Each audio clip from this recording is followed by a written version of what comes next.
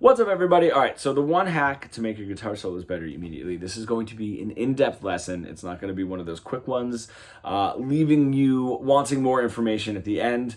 But it is based around the number one. So the one in the scale, the root note, if I have my pentatonic, which is what I'm going to use now, and also beat number one. Now, if we just take the scale part of it, our number one, our root note, right there in the pentatonic, right there. So I got my 5th fret on my top string, I've got my 7th fret on my 4th string, and then I got my 5th fret on my bottom string, my 1st string. What happens when we're getting into this improv is we navigate so much to those because our ear starts really recognizing this. Right? You can really hear that. It sounds safe. It sounds like at home. It's got like a very sweet sound almost to it. And the reason we keep navigating to that note and not really understanding how to use the others is that is so significant in our ear, and the relationship that the other notes have in the scale compared to the chord progression, they don't have that same musical significance to us yet, because our ear hasn't gotten there. And then we sort of get trapped in that one. So if you're sort of starting and ending, mostly ending your phrases, but sort of bookending on the one of the scale, that's gonna start sounding incredibly monotonous. And you know, we sort of get that in some of the classes that we do, where it's like, what next is sort of the question. You know, if we're kind of going through some improv stuff, it doesn't take very long for the person to say like, okay, well, what else do I play? What else can I play? You know, and they can hear, and almost, I don't know, hear might not even be the right word, but they can hear the monotony in what they're doing, and they want that change, they want that excitement, but they don't know what to change because they don't know what the problem is, okay? So a very simple solution. What we want to do is we want to make that root note wanted. We want to make that root note kind of like sought after. And if we keep giving it away, it gets very monotonous and it gets very safe. So a very simple thing to do is these sort of tension notes are the notes in the pentatonic that are next to the root note. Okay, so if we just take either one of the root notes, the first one, right, that's my 5. The next note would be a tension note, okay? And before it, if you're gonna sort of break out of the normal pentatonic system. But now, if I go up to my next root note, the note before it in the pentatonic, 5th fret of the 4th string, and then the note after it in the pentatonic, 5th fret of the 3rd string. All right, and then that's the same once we get up here. I've got my root note, you know, my 8th fret on the 1st string is a tension note, and then my 8th fret on the 2nd string is a tension note. So something very easy is to end your phrases on one of those tension notes, and then end a phrase on one of the root notes, and that just sort of creates a little bit more of a call and response. So I have a backing track. Let me see if I can get this to work here.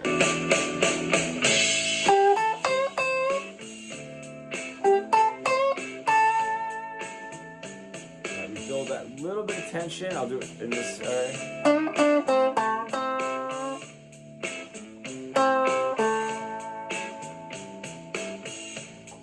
Right, very, very simple, and starting simple is going to make this way more effective than trying to cram a bunch of notes. One little offshoot that I do want to say that does pertain to this is we start getting into this sort of drifting around with no direction. We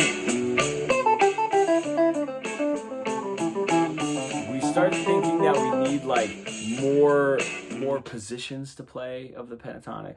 We need more notes. Maybe there's some you know, some 9s and some 13s that we can throw in to spice it up. We don't. We need less. You need to play less and bring those guidelines in to really understand what we're doing in each part of the pentatonic. So for those of you that might need it, what I would recommend is splitting the guitar into double strings, three sections. So the 2 bottom strings, the 2 middle strings, and the 2 top strings, and just practicing, you know, these sort of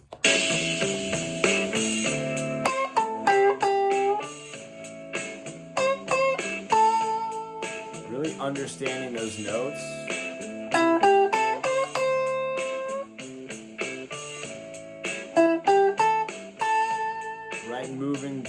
sax part of the guitar.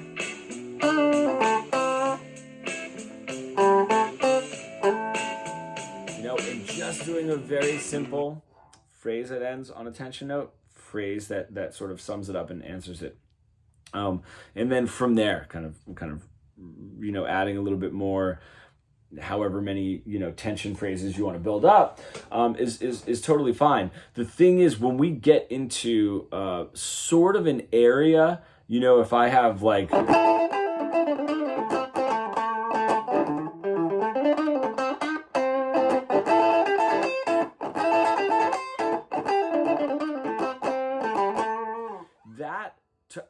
if we're sort of not trained, our ear isn't really trained, and I totally remember doing this, going through, oh my gosh, one of the Jimi Hendrix solo with my guitar teacher, that is just so many of these phrases, you know, without the pauses that we're doing before. All right, and then.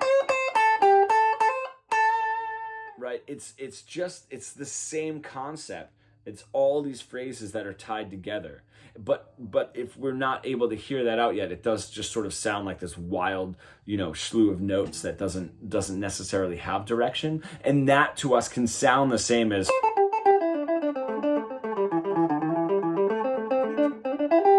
know, we're just kind of going nowhere. So that's why building this from a very simplistic standpoint is what's really going to help. This, I can already tell this video is kind of going to have a little bit more to it than I originally planned. But if that is giving you trouble coming up with a phrase that ends on one of the tension notes and a phrase that ends on one of the root notes, and if you need to kind of scoot back in the video and check out which notes those were, I also recommend keeping the phrases short, but also just playing the same phrase and adding the note at the end. So if we have a very simple, like, right, 8, 5, what did I do? Yeah, 8, 5, 8 on the second string, back to the 5 on the first, and then those bends, those 8s on the bottom, those are our tension notes, right? Just doing the same exact thing. And adding the answer, right? Adding the root note. That'll get you really geared up to playing this very simply, right? So now we sort of have this idea.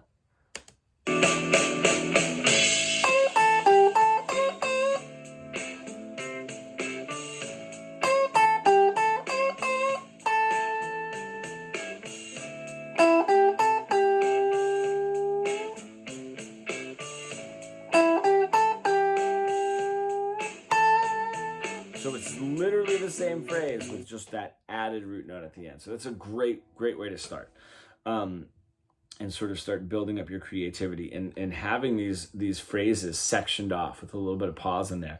That's something that us guitar players, especially when we're getting into improv, have a tough time. Just sort of letting these phrases breathe, you know, in between, and then that is what's going to help you get into sort of these longer, wild phrase solos, you know, that don't sound that way, because it's not just like phrase, pause. You know, it's a long, you know, you can almost think of it as like a long paragraph rather than just like a sentence, pause, sentence, pause, sentence, pause. We're able to put this all together. But if we don't build up that vocabulary with these smaller phrases, then there's no way we have nothing to string together, you know, to make those longer ones. So another big thing that we're sort of talking about, the phrases, the other one is is beat number one.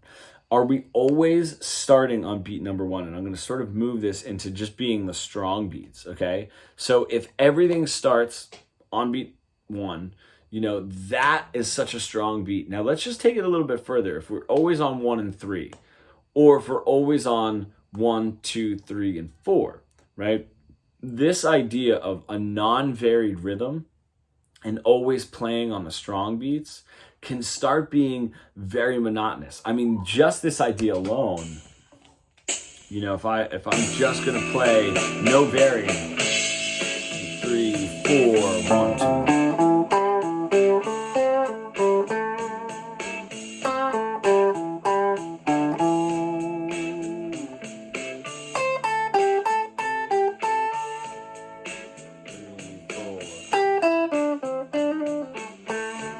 Even with phrases of different lengths, I'm always starting on the 1, and I'm sort of always playing this da, da, da, da, da, da, eighth notes, right? 1 and 2 and 3 and. So if we can start varying up these rhythms and not always playing on the 1, not always starting on the 1, a great exercise is to put this on, put a backing track on, and not ever play on beat 1. It's 1, 2, 3, 4, 1.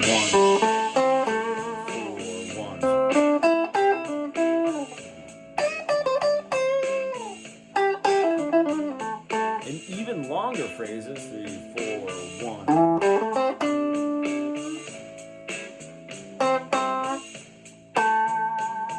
You know, just avoiding that 1 in general is just a great exercise, more so an exercise than something to completely carry through for your solos, of course, but that's going to train you to get away from those safe beats. You know, that's just like we were talking about with the root notes of the pentatonic, is you're getting away from these safety areas, you know. Now, if we can even put the guitar away for something, we start getting a little bit more interesting with the rhythm. So what I mean by that is when we were talking about this sort of like 1 and 2 and 3 and 4 and 1 and 2, right? That's going to be a little bit monotonous. Now, even if I'm doing like 1, 2 and 3, 4, 1, that's not quite getting away. We're still kind of sticking on some of the downbeats, you know, and only playing the upbeats where they're safe, like 1 and 2, 3, 4, 1 and 2, 3, 4. You know, just kind of like sneaking them in between like two downbeats. You know, we kind of throw the and in there in between. So let's vary up a rhythm. Let's just do it at bop ba da bop bop. That's our rhythm now. Bop ba da bop bop. We're sort of taking the guitar away for a second, just focusing on where that rhythm is. We're not worried about anything here. Then we can sort of take that into bop ba da bop bop. Now,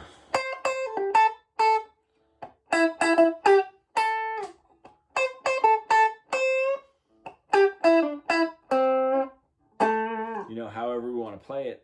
Now we have something a little bit more tasteful, a little bit more of something that the listener is going to want to kind of gravitate to, instead of da da da da da da da that we were doing before. And then moving that around the scale, that rhythm still holds those phrases together, even though those phrases are different. Now, if we do the same thing, the same idea, bop ba da bop bop bop ba da bop bop, and I have, right? First phrase, very similar. I mean, almost the same thing. Little extra notes in there. One ending on the call, right, on that tension note, and then one ending on the response. And you could take that all over. Now you start varying them up just a little bit, changing the rhythms just a little bit. You know, if that one that I did, you know, that just has that little extra note in there, you know, playing the last note a little bit behind, however you want to vary it up, but taking away the monotony of,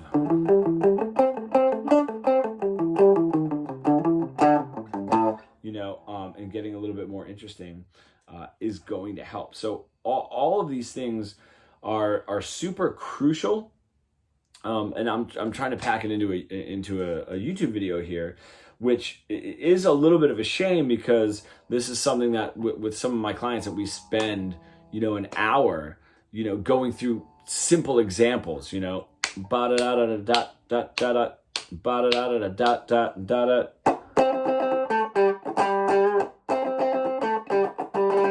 You know, those little variations on the skeleton rhythm. The skeleton rhythm would be that bop ba da da bop bop, you know, and then varying it up a little bit from there, doing a call and then doing a response on top.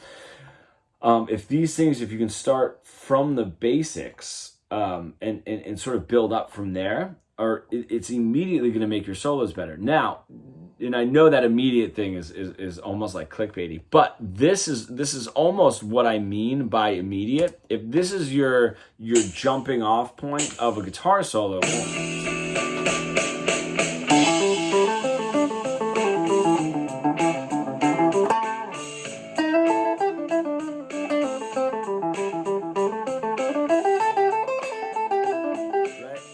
we're not going anywhere. We're going 0 places. So by immediately, if you implement this slowly, it will immediately sound better.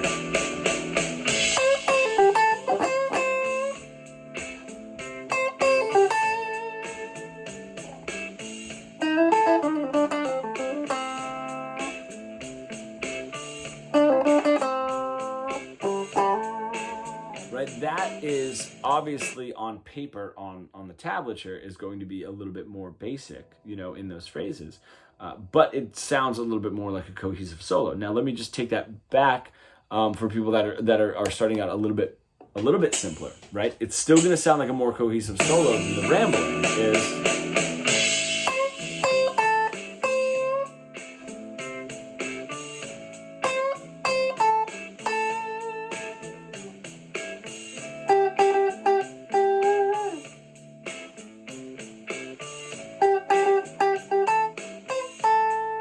Already playing much more of a solo than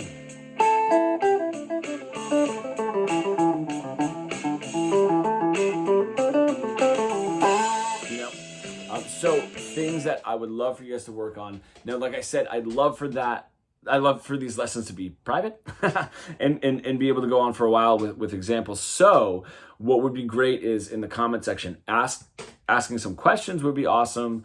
And then if you find me on Instagram, if this is going to be posted to Instagram as well, but if you find me on Instagram, DMing me with some examples so that I can see some of the examples and just like sort of chime in and just be like, this is what I would change, this is what I would do. But thank you guys for sticking around for this long one. I thought it was going to be like a 4, 5, 6 minute video, and it is not, but I hope it helps. And it wasn't too out there. Thank you guys.